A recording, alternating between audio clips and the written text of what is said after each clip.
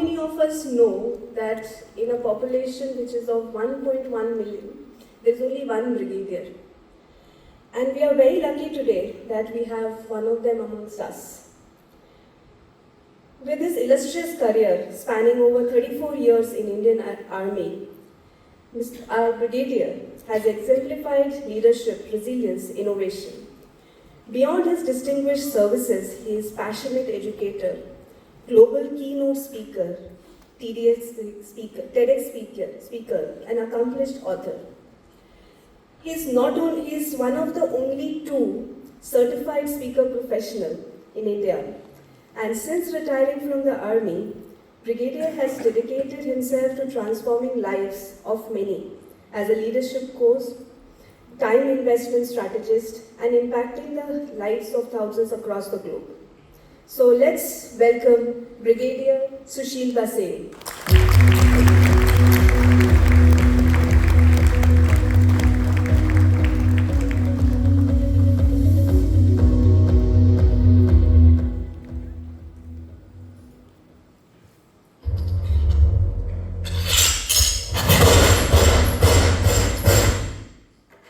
What would you do if you got a bullet in your head when you least expected it?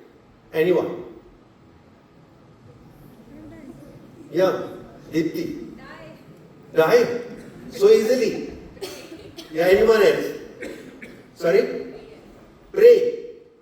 If you have time for that. Okay? Let me tell you what Captain Jubin Matthews did when he got a bullet in his head.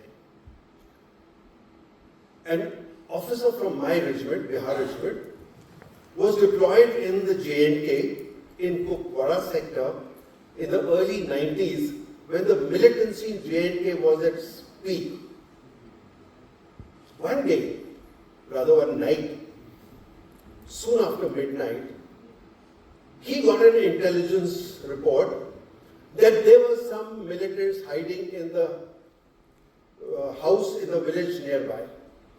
He quickly summoned his QRT, which is a quick reaction team. There's a process, there's a drill, and this team in 5 minutes time gets ready to move to any area of emergency. So he reaches there along with his colleague, I don't know his name, so we'll call him Captain A. They got to this house, there's a drill with which they open the door, and now I want you to imagine this. That this is the door of the house, rather let me get here, this is the door of the house, and Captain Jubin Matthews is standing at the door because he is commander of the support group, and Captain A, who's on the other side, is the commander of the assault group. Now, these people have their teams deployed behind, and as they get absolutely ready, Captain A comes, enters the room, and hugs the wall on the right, and as he reaches, he's looking around, he's doing a search operation, and as he reaches here, there's a bullet noise and he collapses. Captain Jubin Matthews standing here in that twilight, in that very, very little moonlight or whatever, could only see a shadow of Captain A falling down. What would you do, Ranjit, if you were in Captain A's place? Sorry, in Jubin Matthews' place. That your colleague has gone and fallen down. You are not sure whether he's injured or gone. You don't know. What would you do? Will anyone try to take a guess at that? What would you do? What would you do if such a thing happened? Well, I tell you what Captain Jubin Matthews did. He went onto the ground, he crawled, went to Captain A's place, picked him up with something we call a fireman lift, and as he was approaching the door and about to reach the door, there was another bullet which came and hit his head. He didn't die. He didn't die. Why? Because he was wearing a helmet. but he had a severe head injury. He was quickly evacuated to the hospital in Srinagar, and from there he had to be evacuated to a bigger hospital in Jammu. He was treated there for about 3-4 weeks, and then he was given sick leave. Now, sick leave is given to patients who don't require any further treatment, but they require rest. So you go home and relax. That is what Captain Zubin Matthews was told to do. So instead of taking the night train to Delhi, which was his hometown, he decided something different. He took the convoy next morning to Srinagar. From there he took a convoy to Kupwara and reported to his unit. The commanding officer was surprised. He said, "How are you here today?" He says, "Sir, what do I do at home? It's so boring there. There's no action at home." So he said, "So we have 20 officers authorized and we have barely 12. If I also go on leave, I'll pass a burden to my comrades." And the CO looked at him and he said, "But I can't take you on parade because it is against medical advice." He said, "Sir, I'll give you a certificate. I voluntarily am doing it. It is not that I'm doing it out of any compulsion, but I really want to be here. I don't want to be at home." Again, a question. If you're the commanding officer, what will you do? The rules say that against medical advice you can't be there. But what do?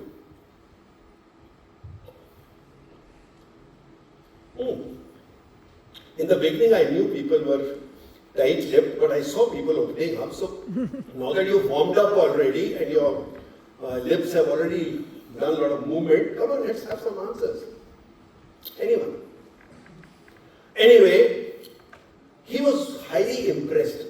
Wouldn't any leader be very happy if a person like this goes out of his way, what we in the army call beyond the call of duty, and be prepared to do something for his organization, even when he is advised medically to go and relax? He said, "Very happy you're saying that, but..." And then he picked up the phone and called the brigade commander. And he says that this is what has happened.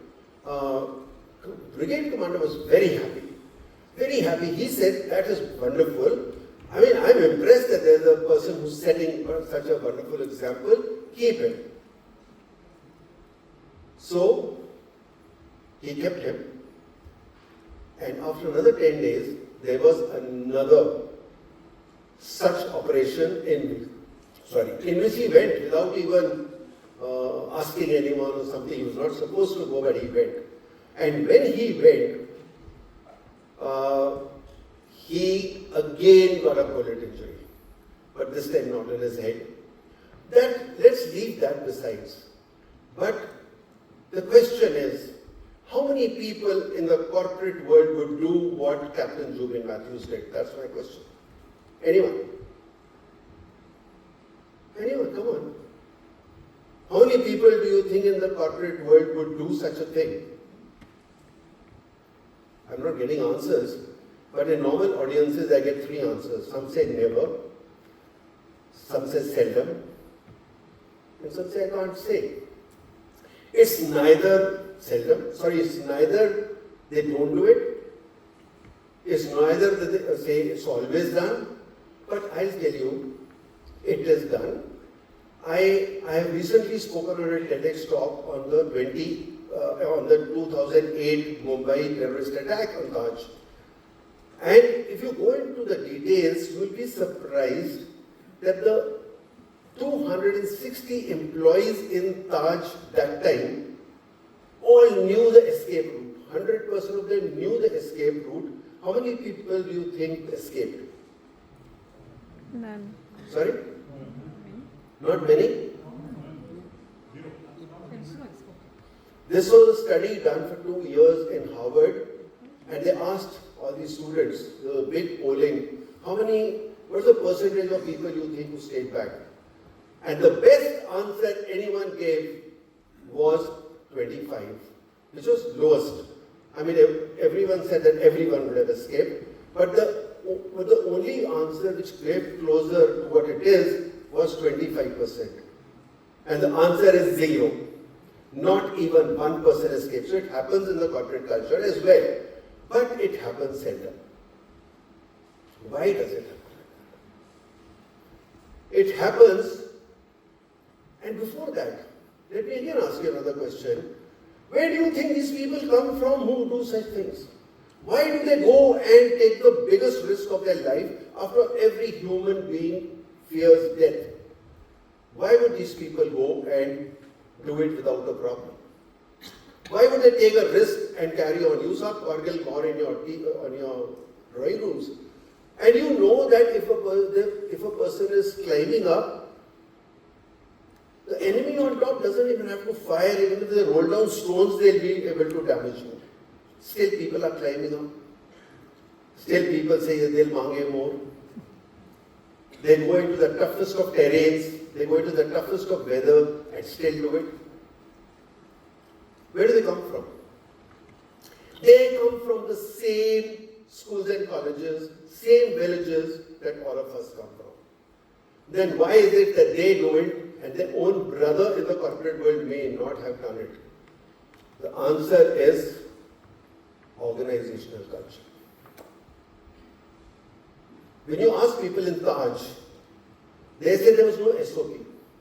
There was no laid down instructions that if something, like your firefighting instructions and all other security instructions, there was no SOP, nothing to say that such a thing happens, what should you do? But what people in Taj did that time was only because of the organizational culture. And I'm very happy to know that we're going to be hearing about the culture document. I'm very, very excited to. I was telling Dharna, I have not seen many companies bother about this. And a company like yours, who's so new, young, 2 years old, it is very, very important that if you follow a culture, that will make a big, big difference in the steep climb that you have decided to take. Before I go further, I want to also say that whatever little I have known in the last about 10 days about I'm talking of geo credit or geo finance, or you confuse me there, or whatever. Okay. What I have known is, firstly, I think my friend Ritvika, who's with me, was saying, look at these people, they're all young and you can make out they're dynamic people out here. And I heard a lot about what all you did and reached this 10K crore AUM target, which is so exceptionally good. So that's a capability. And you are capable of doing more. I tell you one thing, most of us, and take it from me, all of us actually, we are not as good as we think. We are much better. We always underestimate ourselves. And what I've been listening to Kushal this morning, I was wondering, do other people also talk the same language that I do? Kushal, you spoke almost everything that I tell people. And it was very, very heartening to listen to him. And I was very happy that he made, in the end when he said zero tolerance. And that is what I learned in the army. It is called streak of ruthlessness. A leader can be very humble, can be very human, can be very empathetic, but you have to have a streak of ruthlessness, because sometimes things that can't be tolerated can't be tolerated.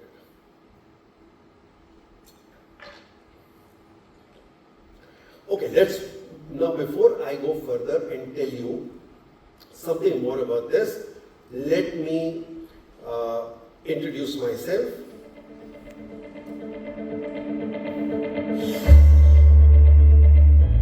Have I come to this planet to pay bills?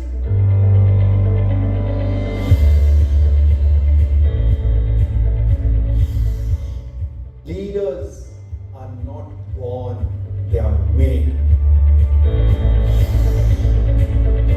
So I want to meet you for half an hour. How much will you charge? Everyone will be buying and selling time. विश्व में केवल 10% ऐसे लोग हैं जो goal set करते हैं. The manager converted it to a leader and you said, we all know, let's do it.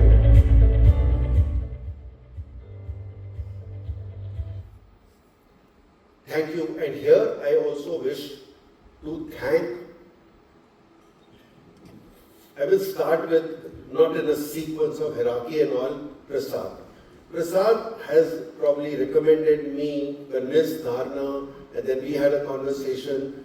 I'm really, really very grateful to Dharna, to Prasad, to Renuka, who's been so helpful, and of course, very grateful to Kushal and all the other senior leaders here. I picked up some names: Deepti, Deepa, Ranjit, Aditi. Is that it? Sorry? Ekta, sorry, Ekta. He says sabko Ekta maine. Okay, great. So, thank you all very much. I'm so excited to be in a hall like this. I'm telling people, yeah, take some pictures because you love to have pictures of such audiences sitting in such halls and being able to speak. Thank you very much for that. Now, can I have a volunteer? Anyone? Just raise your hand if you can volunteer. Come on, yeah, we need some action. I'm telling you, I never do keynotes like just talk. We get into action. Come on. Oh yes. Prasad, don't lift hands here. Let them. I want a self-propelled hand. Yeah, good. Thank you very much. What's your name? Vishwesh. Vishwesh, can you go out for a while? Yeah. Okay, so Vishwesh is gone now, and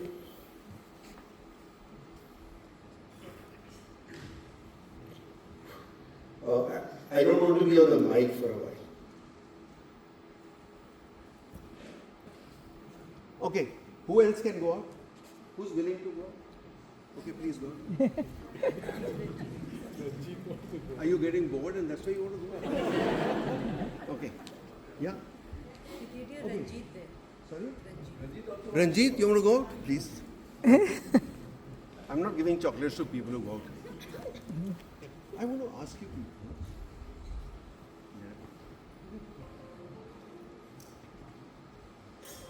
Okay, before I come to another that question that I'm going to ask you, how many of you would also go out if I asked you like that? You would go out? How many of you will not go out? No, I don't want them to listen. That's why. नहीं सुनता है. I'm going to be there. थोड़ा volume low कर. हाँ. Okay. How many will not go out? Raise hands. Yeah. Can you please stand up? Why will you not go out? Are you one of those rebels or disobedient? I don't know the reason why I've been asked to go out. Unless I know what it is for, why would I? Very good. So you deserve a prize from me. I'm not carrying it, but I'll give it to you. What's your name? Shreya. Shreya, come Shreya. Oh no. Come here. Okay, so I want to get her here to say that this is what I wanted to listen to. Why I will not go out is, I will at least ask, why am I going? No, what are these guys doing there? What are they doing? No, okay, let's quickly guess. One thing what's happening. Okay. They may be on their mobile phones. Can they go out somewhere? Can they go out? Because they don't know how long they're going to be out. So if nothing else, at least say how long do you want me to go? And for what? And what do I do? So if you know, you will probably manage that 3, 4, 5 minutes of time that you're going to have. Yes? Okay. Can we ask them to come back? No. He's not going to be. Sir, you picked a lawyer, so she's always going to ask you questions. I know. I was told that. The moment she entered, I got to know that she's a lawyer. And she legally put up her hand. So, Come here. Shreya has been asking me, why did these people go out? Can you tell me why did you go out? You asked me to, I have a video. That's very good. I'm very happy that there are people here who are nice, obedient followers, which is very good. Excellent. But, what about you? Why did you go? Yeah, same thing. He wanted to demonstrate something.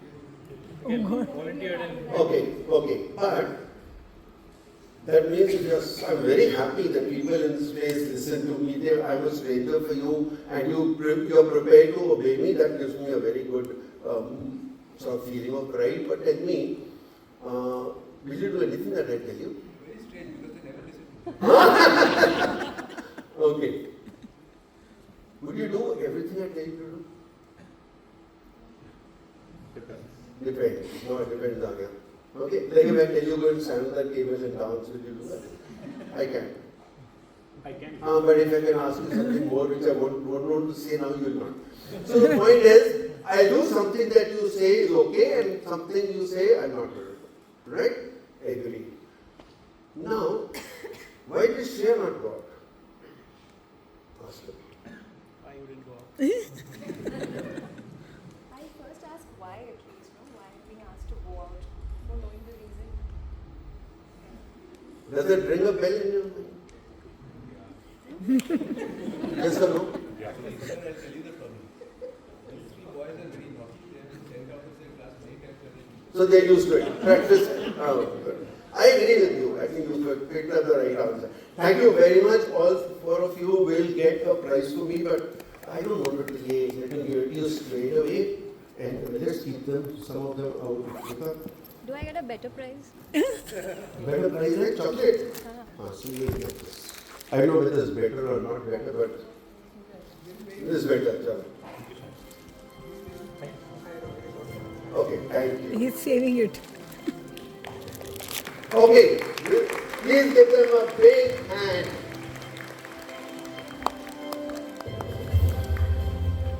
This small little exercise was to tell you, do you know why you are doing what you are doing? It's very important for us to know in our lives, why am I doing what I am doing? And if your why is strong, everything else will fall into place. How many of you follow Simon Sinek? So listen to his videos, and one of them was he's written a book, he's written a book called Start With Why. And his TEDx talk on Golden Circle is a very, very famous TEDx talk. If you have not seen, I would strongly recommend that just go to Simon Sinek TEDx talk and you'll see it there. Okay. So why is the purpose of, you also heard me in that small video saying, have I come to this planet to pay bills? When I came to the planet, I should know why I've come here. What am I going to do? Are you going to be destined to go to school, get educated, go to college, get a degree, take up a job, and then every working day of your life, go in the morning, work and come back. Go in the morning, work and come back. Is this my routine? Am I only there to just get a salary and pay my bills? What is the purpose of your life? This is something which you should know, that where are you headed to? Ja kahan rahe ho? Where am I going? And that's very important to know. So I'm just giving you a little example here. Let's say that you are at point A, at the bottom left of the screen. Can you see point A? Yeah. So you are here and you want to go to a place called B. Can you see that on the top left corner of the slide? Now, what is the way to go there? What is the path? How do you determine the path from A to B? Sorry? I can't hear you. Shout. So a line A to B, right? A straight line from A to B is the path from A to B. Does life let us go on that path? No. No. Life makes this. You go left, right, center, everywhere. But because you knew the goal, you reached there. Even if you 10 times went off your grid or off your direction, you could come back to it. But let's imagine you didn't know where B is. Then what happened? You may run fast, but run in the other direction. Right? Now, let's say that you start from A and you're going to B, and there's a slight deviation in your path. Slight deviation. I'll give you an example. Let's say that there's a plane which is flying from Bombay to Delhi. And then the direction the pilot takes is, let's say, a fraction of a degree right. Do you think the plane will ever land in Delhi? It may land up in Jaipur, it may land in Lucknow, it may land in Chandigarh. It will not land in Delhi for sure. And when it lands in Chandigarh and Chandigarh turns out to be better than Delhi, that's a different matter, because some people in life do that they get drifted in their own direction and land up somewhere which they never expected to land up. But that is taking a chance. Now, there are some parameters that I want you to understand, that when we follow the purpose of our life, we must know our own position and we must know the destination. Yes or no? Even when you get in the cab and you say,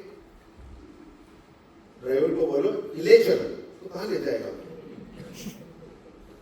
बोलेगा कहाँ जाना है sir? तो aunty के घर ले चलो।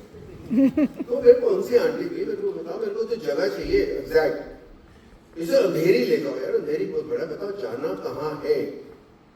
You have to be specific. Okay, and this is true for everything in life. Wherever you're going, you need to know where you're heading to.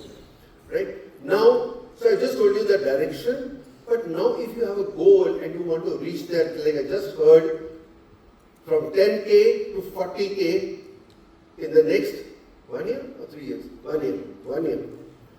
Okay, now that's a goal, right? Can you go at your own pace? No. You have to see that if this is the goal, like if I have to reach X place in so much time, then I need to cater for my speed. So then comes the speed. I want to ask you a question. What is more important? Direction or speed? Sorry? Direction. How many say direction, raise hands? How many say speed, raise hands? So if you run in the wrong direction, you will never land anywhere. If your direction is right and speed is slow, you will still reach there even if you don't reach there on time. But if you run in the wrong direction, you will reach nowhere.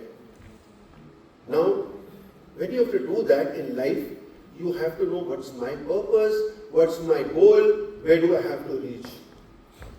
And in the Indian Military Academy, they taught us something. They said, and it was ingrained in us, it was embedded in us. Every day we had to say this.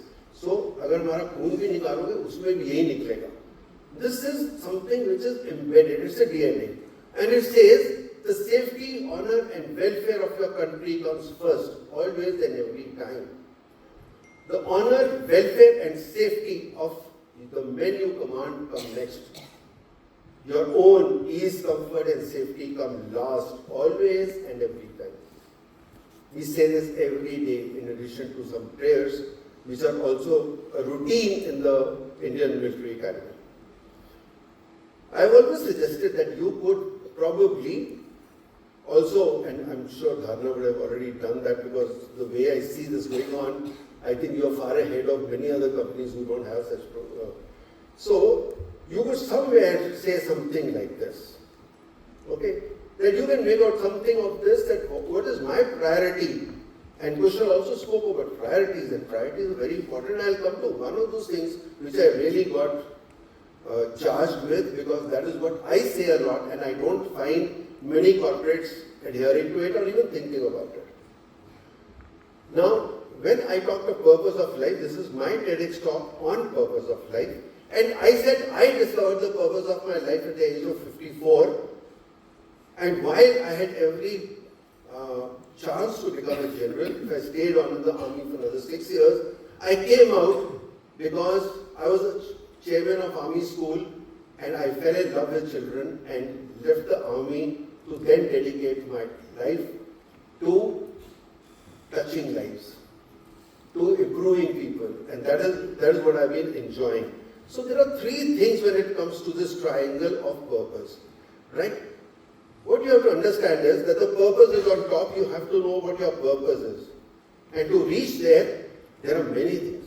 There are many things. You need skills, you need knowledge, you need many things. But, and of course, what Kushal said, you need health. Because I remember when somebody was very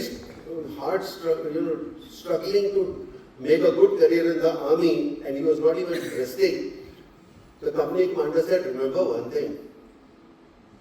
The first thing you require to be promoted is to be alive, because dead bodies don't get promoted. Why does you need all that? But the two very important things out of many of those things is passion. What is passion?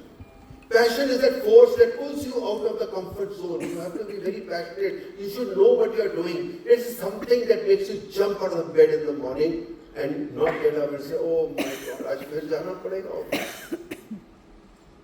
That is what passion is. And then the next one is your pride. What pride do you have in yourself? What pride do you have in your organization? When you hand over a card of Geo to somebody, what is the type of pride you have inside? That is very important. I also want to talk here that you are a new company, and I know that all of you have come from different companies. And this is the time when you have to put everything together and say, forget about the past, now I am Geo to radiate over. Now I am Geo. You have to indoctrinate that into your inner self, so that everything you think, sleep and do should be focused on Geo. I did a training for a hotel in Navi Mumbai, only got 4 points edited. The hotel was not even operational, and I was told that all these people have come from different hotels, and everyone talks. Somebody talks about Taj, somebody talks about ITC, somebody talks about Oberoi's. So all mixed cultures are here. And I got reminded of my own battalion, and I also did a raising when I was in the brigade, that the CO of 14 Bihar, a new raising, in the first week told everyone, I don't want anyone to be talking about, in 2 Bihar I did this, in 5 Bihar I did this, in 6 Bihar I did this, now let's talk 14 Bihar only. So I think that's another very important thing that you need to keep in mind. So, you have been working very hard. In 1 year you have done something spectacular, and then you can't say, ho gaya, the complacency, the take it easy type. No, you have to continue. And when you have now a steeper, you did in 1 year 10 crores, now 10,000 crores, now it's 40. It's becoming steeper. And to go steeper, you have to equip yourself with more passion, more health, more everything. So, you've heard this quote, many of you must have heard it, that leadership is providing inspiration and vision, then, oh my God, no, sorry, I missed it out. This is not the one I wanted. Okay, wrong slide has come up. It is what you hear will not get you there. Okay, what you did yesterday. So during Ops Sindoor, when I was following it very well, and I'm incorporating a lot of Ops Sindoor things in my battlefield to Boardroom, which is my subject, I coined this sentence and I said, tomorrow's game cannot be played with yesterday's strategies. Why? You saw, I was surprised. I've been in the army for 34 years, about 20 years after that. I didn't know that we have a war in which not a single infantryman has crossed the thing, no tanks have been used, and we won a war. That the war will only be air defense, it will be only missiles and all. So what we are doing yesterday, जो इतने सालों से जो training कर रहे हैं वो किसी काम की नहीं. So the army, we were told, adaptability. Adaptability. Write it down somewhere. Put it in your keywords. Put it in your DNA. Adaptability. Every day you'll have to change. Every day. And you'll have to be there and doing what you have to do, not say that this is what I should have done. Okay.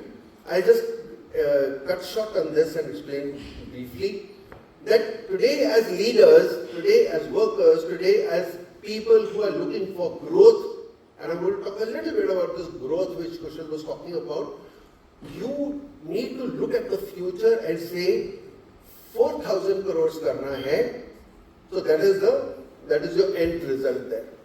Vision of what I want. Sorry? What did I say? 40,000. Oh, 40. I only, I'm sorry, with zeros I'm a little, okay, 40,000 crores. So, अगर आपको वहाँ जाना है, तो you have to work backwards and say, what all do I have to do to be there? What I really want to tell you is that in today's world, you have to be ahead of the predictability curve. With data and with data analytical tools, we have a way of knowing where we are going. If you want to go ahead of it, you have to work on it. So this is the foresight, which is a principle of war in the army, one of the principles, and very important that we adhere to this. Now I will come to, there are many things that you should be doing as an organization at this stage, and I was given the agenda to say, how can I help you in whatever little way I can to move from where you are now to where you want to be. So in very simple terms, if I say that it is 10K now and 40K later, and that's only 1 year and it'll go like this, I am looking forward to your understanding that out of many things that you have to do, one is execution, implementation, action. I've been a great student of Tony Robbins, and he says that over and over again, massive action. Can you all say this with me? And I want to see how loudly you can say it. Come with me. Massive action. What do you have to do to get there? Please come and say, massive action. You didn't open your mouth at all. Your lips are not sealed, are they? No. No. Please. Let's participate. It's fun. Okay. So once again, let me see everyone is going to open. And just give a note on the neighbor. If he doesn't or she doesn't, give a little behind. Okay? On the back. Right? 1, 2, 3. Massive action. Okay? Now there are people who keep thinking and never act. I had a friend. I said, what are you doing? I'm thinking of doing a business. I met him after 6 months. And what happened? I'm still thinking.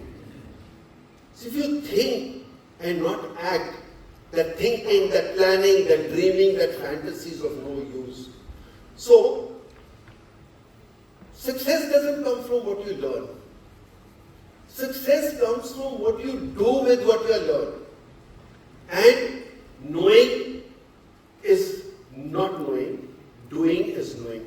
So I want you to get into this, that we make wonderful plans, but if we can't implement them, if we can't execute them with precision and excellence, then we are not going to achieve the result that we are going to, what we are looking for. So it is doing, action, execution, implementation. Same thing, but some people maybe use different words. I said, let me see if I can have words that are your favorites. So can we again say all this in this sequence? Come on, with me. Doing, action, execution, implementation. Thank you. Now, planning to execution.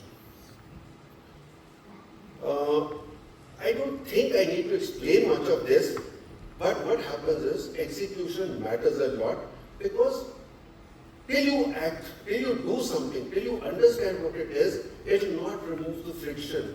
Again, I've been an instructor in mechanical transport, and again I have heard Kushal talking about the flywheel not working, the gears, teeth broken. All this happens when the whole thing is not working well. Something is wrong somewhere. including the challenges that we spoke about, right? So you have to make sure that everything is in place. A soldier's trust intent over words.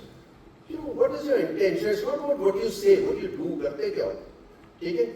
And in the corporate, what you think is, although we're going to be talking about trust separately, it enables initiative, and without it, even the best plans fail.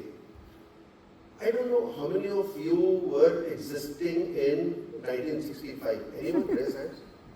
1965? Oh my God. So it certainly shows that I'm the youngest in the hall. In 1965, I was in class 9 and I was studying in Senate School Kapurthala, and there used to be a blackout and we used to get into the trenches. I'm talking about the Indo-Pak 1965 war. And I don't know how many of you heard that there was a very different, unique thing that Pakistan did. They sent paratroopers into our hinterland. So what they did, they flew helicopters at very low level and even some light aircraft under the radar and dropped paratroopers. And these paratroopers had a plan of meeting together in the North India, basically in Punjab, and then from there they wanted to get together and attack Delhi. Brilliant plan. It is called, if you go on Google, Operation Gibraltar. It is a brilliant plan, but it didn't work at all because it was not executed well. It was not executed well, and I'll just tell you one simple thing, amongst many other things that happened, that the people of Punjab, they said, इतना भी खाना ले आएंगे, पानी तो नहीं ला सकते ना अपने साथ में. So they just guarded all the water places, whether they were wells, anything, just do that and you are done. They caught people at the wells, they caught people, and then all the paratroopers were caught. Nothing really worked. Okay. Now I'll just tell you a couple of things, and what I'm going to tell you now, I know you don't have something to write, but if you can remember what I'm going to tell you. I'm going to tell you 3 simple things which will help you in everything you do in your life.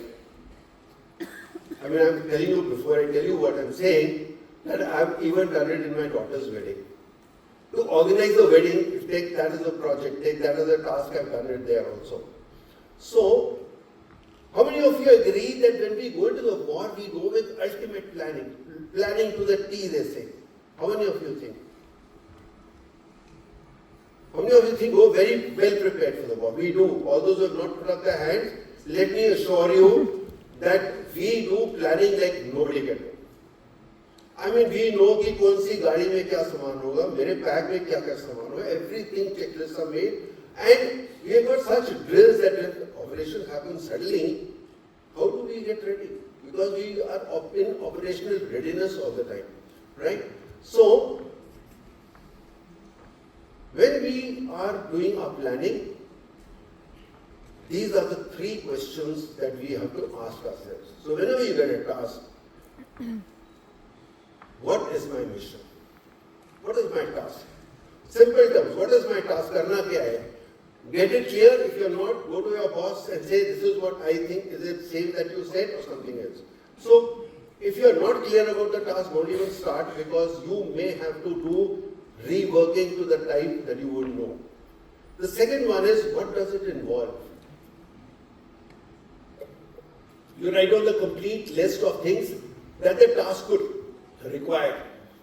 If I was talking about the wedding, for example, videographer चाहिए, मेहंदी वाली चाहिए, फलाना चाहिए, invitation card भेजने, whatever list comes up, and then you say, these tasks he can do, this task he can do, and so on. And the last one is, how far can I plan now? Okay? So, I'm not going to give you many examples, but there were 2 officers, captains, and we were on a course, and we were not able to understand exactly what it meant till the instructor said, okay, A and B, let's say the names were, A was engaged and B was not. So he said they're both going on leave and both of them have an aim to get married. But when we talk of our task, his task is to go and get married, this chap's task is to go and find a girl. Because How far can I plan? I can't plan a wedding till I have a girl in mind. Isn't it? So how far can I plan now? So we should know that this is the step, this is my immediate goal. For example, you are saying 40,000 crores. You are not saying beyond that. Why? Because you know, itna karenge fir aage badhenge. Okay. What if I tell you that all these plans we make, and they are such good sound plans, they only last till the contact with the enemy is made. And the moment the contact with the enemy is made, what happens? Anyone knows what happens? Changes in the What happens?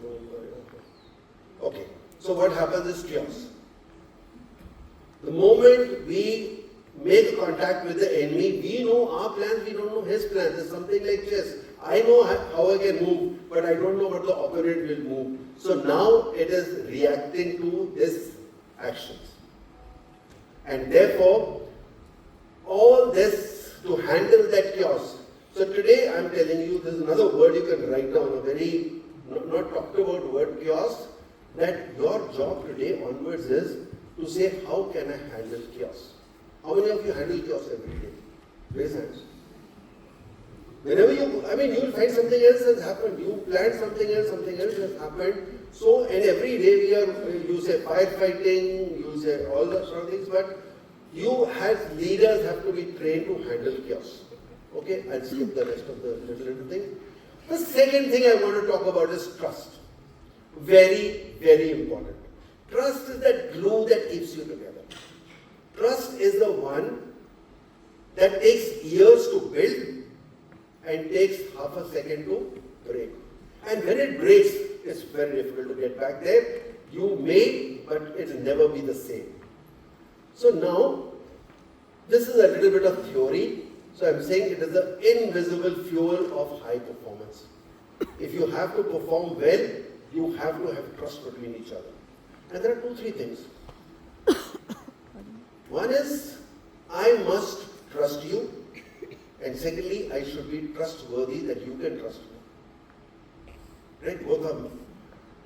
Now tell me you come out of the, let's say, of VT station and there's a line of cabs and you go and sit in one of the cabs. That's your queue, so you sit in that cab.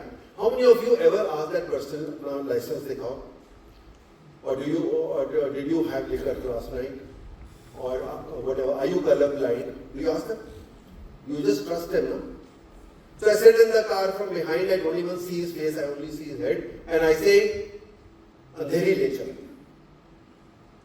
Now I don't know, Andheri le jayega ke Andheri gadde mein le jayega, I don't know, but I have to depend on him. So do we do on the pilot. We depend on the pilot and then come to know that there were so many pilots flying with fake licenses. So we trust everyone. You go to a hospital when you are treated by a surgeon. Like I had my eye surgery and he says, Brigadier, can we, I think we'll have to dissolve your lens in the eye. So I said, so can we do it? I had heard all the conversation that was going on. So I said, do I have an option? He said, no. And I said, do it. I'm trusting you for it. Keep over. But when my colleague, I'm sitting with a colleague and my boss calls me, at the moment I get up and then I pick up my pen. I don't trust my colleague with a pen, but I can trust that stranger with my life. Okay? So this is something very important. Why it matters? It reduces friction, removes micromanagement. Okay. I think this slide has got mixed up. Sorry for that. Okay. Let's come to this one.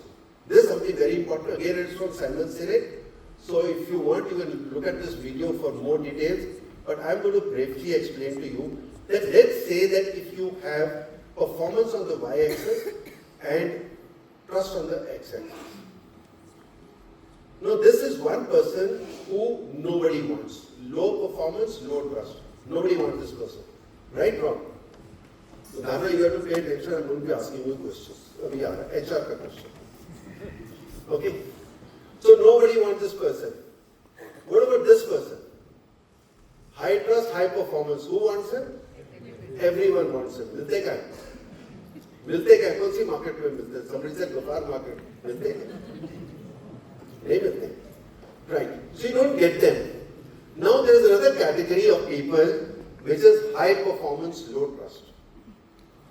How many of you get these in your companies? Done? They are around. 100% people, because आपके recruitment process में बताओ कहाँ पे है to even look for trust.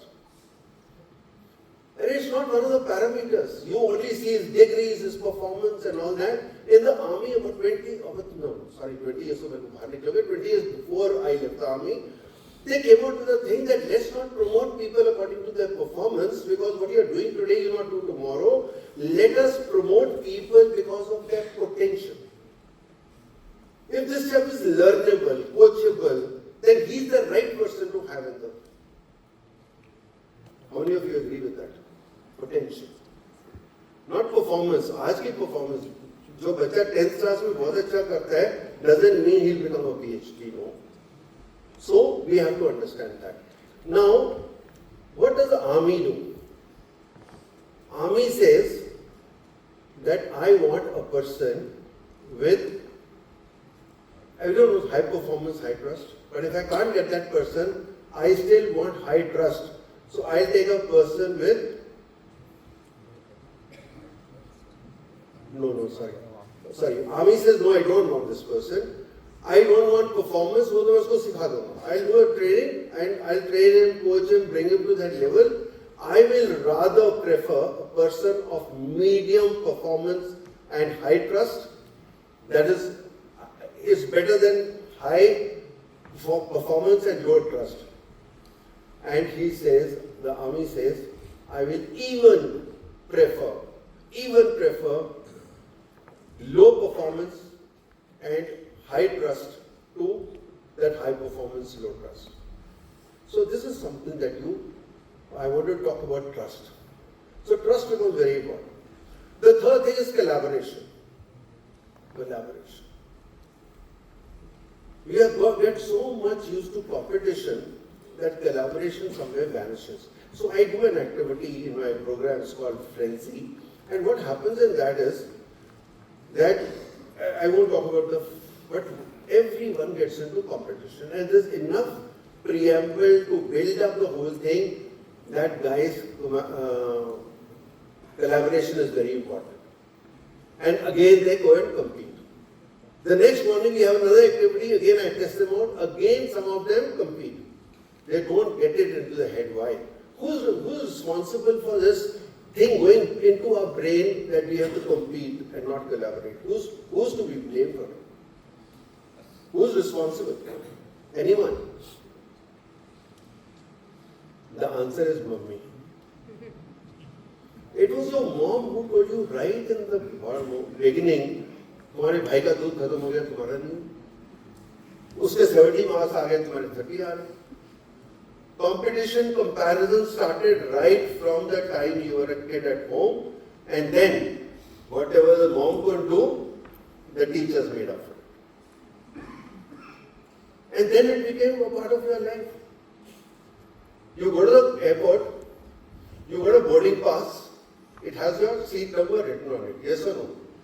Then when the flight is announced, the way people run to get into that queue, I don't know what they are going to get by going there early.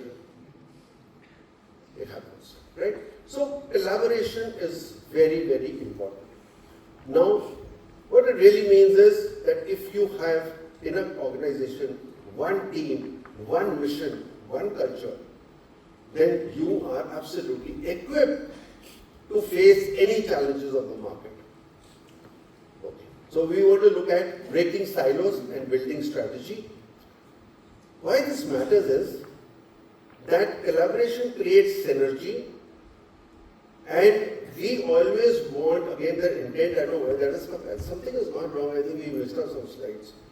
We did some rearrangement of slides and something has happened, sorry for that. Okay, I'll skip that, Naniga's theory. I'm taking you back to 1967, again you were not there. In 1967, I joined the National Defence Academy. And within 2 weeks, It so happened that we have a muster call in the morning. In the morning, everyone gets together at one particular, outside our so-called, what you call hostels. So we have squadrons. So you're standing out there and people are standing in a hollow square. 30 people make one course in a squadron. So we were first termers, just joined. So we are here. One person came late. And the sergeant is just standing there. Why are you late? Sir, why are you late? Sir, why are you late? He won't listen to an explanation. Why are you late? Did you know that you have to be here at 6:30? He said, yes, sir. Then what's the time now? It's 6:31. Why are you 1 minute late? Gentlemen, I think I have not been able to tell you in 2 weeks the importance of time. So please come at 1:30 in writing rig budgery order and I will tell you the value of time. Now writing rig budgery order is something I can't explain to you. I have a slide for it but it's not here. That you have to wear something which takes at least half an hour to wear. Riding breeches, puttees and all that. And then this budgery order means in your big pack which is behind, you carry budgery, which will be about 20 kgs. Okay? You understand budgery? Who doesn't understand budgery? The small pebbles, stones, whatever you call it. It's only that they make it heavy for you to, and then you have to carry your partner with you. And the partner in NDA to whom you get married when you go there is a bicycle. So you have to carry the bicycle. So you have to be standing at 1:30 like this. 1 o'clock is lunch. 1:30 you have to be there. You have to wear all this. It takes half an hour. That means lunch is gone. So when we went for our classes at 9 o'clock, I was very upset about it and so was everyone else. So one of the instructors said, what happened? And I remember I was the one who got up. It's a Hindi class, a Hindi instructor, a little more soft than others. So I said, say, जो senior है हमारे, इनका दिमाग ठीक नहीं है क्या? अरे you know he has come late, उसको punish करो ना. Why are you punishing me? I was here at 6:20. Why am I getting punished for that? And he said something in 1967, which I haven't forgotten till 2025. Never forgotten. It remained with me all my life. He said, did anyone come to your home to invite you to come to the army? You have voluntarily, and somewhere on the TV I was hearing some people say, Indian Army, unlike many other armies, we are volunteers. There's nobody who was forced to go there. So people come with some type of a jazba, junoon, something that you want to do. So he said that you have joined an organization just where there's nothing called I came at 6:20. दुश्मन का एक platoon, section, plus 10 people form a section. दुश्मन का एक section capture करने के लिए अपना एक platoon लगता है 30 people. Are they 30 people? No. They are a body of 30 trained, disciplined people who work together. Trained and disciplined, efficient, professional. So, what are we saying? We are saying that all people have to work as a team. Individual performers have no place. Now, I have done at least 700 corporate training programs. And when I used to run in my own camp, we used to get corporates to be there for 2 to 3 days. Prasad is one of them. He's got his team there. So he knows. Tents and all, outdoor plays, climb ropes, do mountain hill climbing, all that we used to do. And I saw that in what do you call, I got a little distracted, sorry. That in those 2 or 3 days, they used to hire me for what? इनको team building सिखा. So bonding हो जाए. And then on the 3rd day, there would be an award night. And I would hear sitting there behind, enjoying my beer, and the awards were the best performer in South region, the best performer here. I said, team awards का है. बोले वो नहीं होते sir, individual होते. So all that I've done has gone for a waste. You know how we get awards? We have a race which is called, what is it called? Operation, a Great Escape. We have something called Great Escape in IMA. You have to walk 40 kilometers with all your equipment and a rifle, and you all start walking at about 6 in the evening and reach at about 5:30, 6 in the morning. Now, there is a competition between all the 12 companies. How is the winner decided? Can somebody tell me? The last man in. They don't care who came first. They only see the time of the 30th person who came. So what happens to win that competition? All the strong people are behind. If he can't carry his rifle, somebody will carry his rifle. Somebody will lift him up. Somebody will help him with something. Because we have to get those 30 people there and the last person in gets the prize. So therefore, it is very important that we understand camaraderie.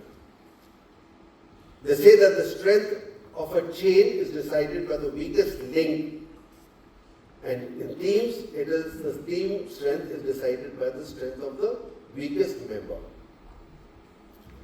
So ladies and gentlemen, I have almost come to my end, but I want to say something which Kushal said, and I got a little inspired to say that.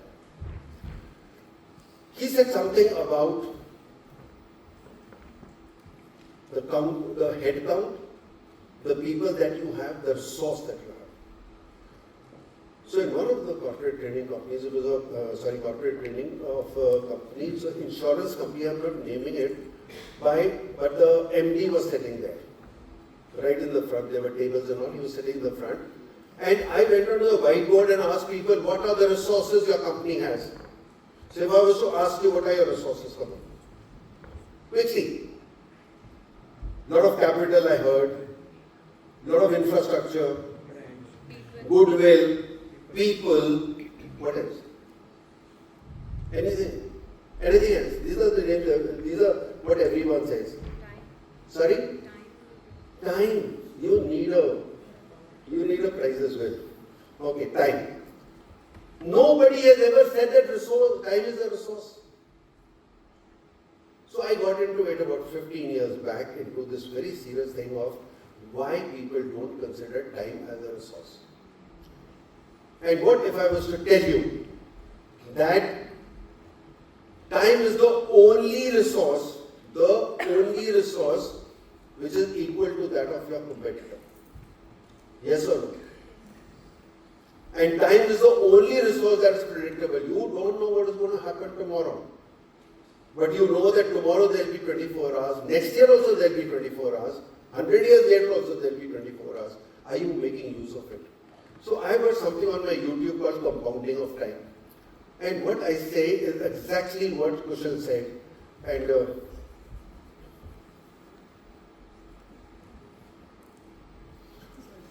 because I'm talking about what you said, I just thought I want to make that point to you because I really resonate with it. So I asked this MD of that insurance company which I was doing, and I said, how many hours of your time do you invest in your company? He said 24 hours. I said, no, but you sleep, you travel, all that. How much time do you give to your company?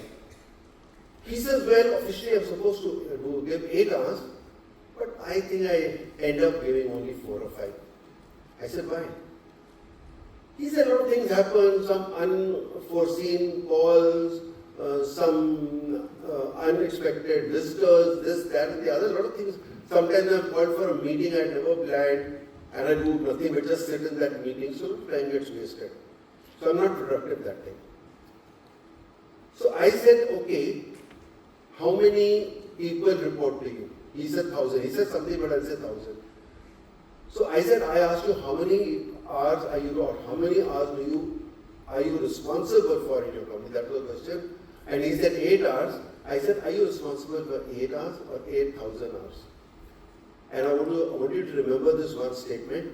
Their time is your business. Every leader, you have 2 people working under you, 10 people, 1,000 people.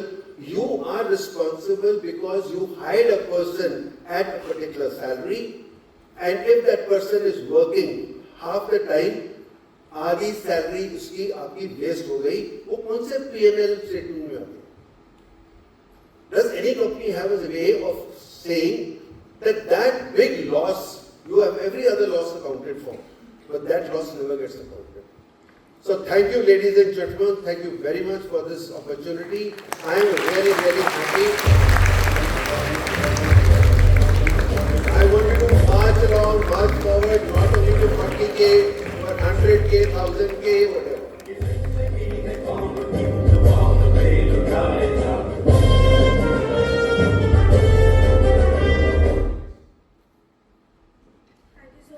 Thank you very much. Thank you so much, Brigadier Bhasin. It was indeed very, very enlightening.